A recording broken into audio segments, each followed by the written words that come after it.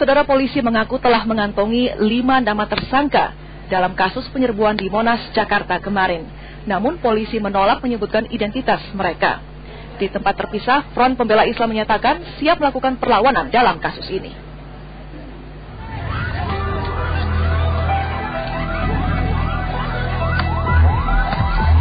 Gambar inilah yang antara lain menjadi alat bantu polisi mengusut kasus penyerbuan FPI atas massa yang sedang memperingati hari lahir Pancasila di Monas kemarin. Dalam aksi ini, perempuan dan anak-anak ikut menjadi korban.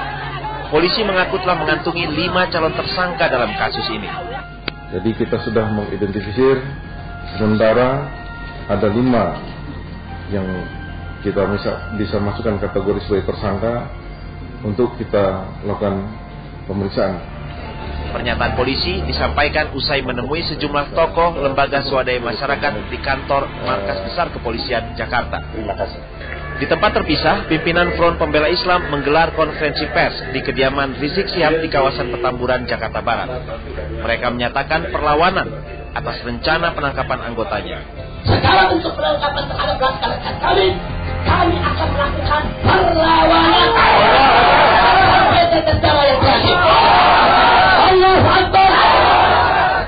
Kami menyuruhkan kepada Presiden, jangan dicuap-cuap ikut ngomong-ngomong tangkap, bubar ini Ahmadiyah. Dan saya nyatakan, kalau Ahmadiyah dibubarkan, begitu kepres terbit, katakanlah misalnya 2 hari atau 3 hari lagi, yaitu berarti hari Rabu, hari Kamis silakan tangkap saya, Munarman, Sarjana Hukum, selaku Panglima Komando Laskar Umat Islam. Penyerbuan atas Aliansi Kebangsaan untuk Kebebasan Beragama dan Berkeyakinan (AKBB) kemarin menuai kecaman. Sejumlah korban mengalami luka dan dirawat di rumah sakit akibat penyerbuan ini. Tim Liputan 6 melaporkan dari Jakarta. Sementara itu 9 orang masih dirawat di rumah sakit akibat penyerangan FPI ke massa Aliansi Kebangsaan Minggu siang kemarin.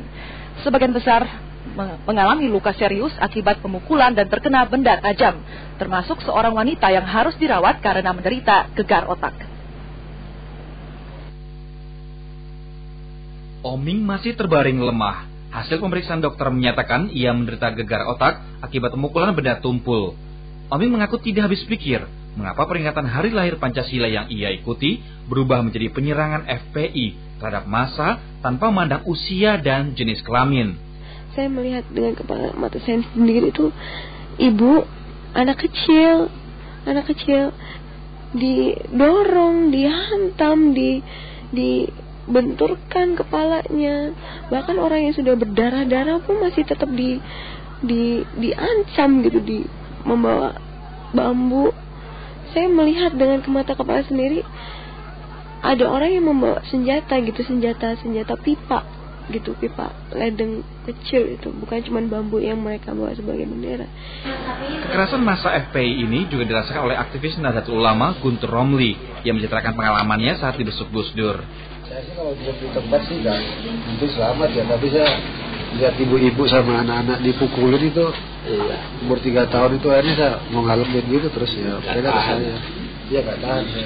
Mungkin yang mereka semakin kalap nyerang saya itu Pak, saya kan pakai kaos Gus Dur nih. Kongko baru Gus Dur, terus ada gambarnya Bapak gitu lah. Puluhan orang sempat merasakan kekerasan yang dilakukan massa FPI di halaman Monas. Sampai petang ini, 9 orang masih dirawat intensif di rumah sakit. Selain mengalami luka fisik, tentulah peristiwa ini menimbulkan trauma mendalam bagi korban. Tim Liputan 6 SCTV melaporkan dari Jakarta.